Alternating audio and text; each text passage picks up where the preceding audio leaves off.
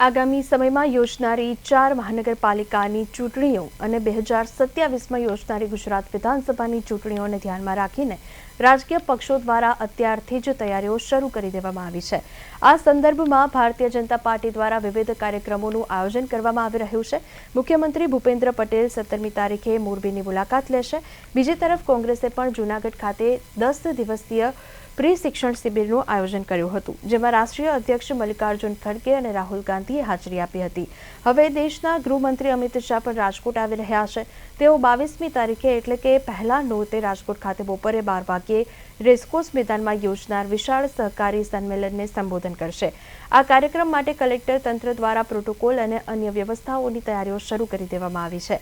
રાજ્યભરમાંથી સહકારી ક્ષેત્રના આગેવાનો અને મંડળીઓના હોદ્દેદારો આ સંમેલનમાં ભાગ લેવા માટે રાજકોટ આવશે। એવી પણ સંભાવના વ્યક્ત કરવામાં આવી રહી છે કે અમિત શાહ રાજકોટ જિલ્લા બેંકની મુલાકાત પણ લઈ શકે છે।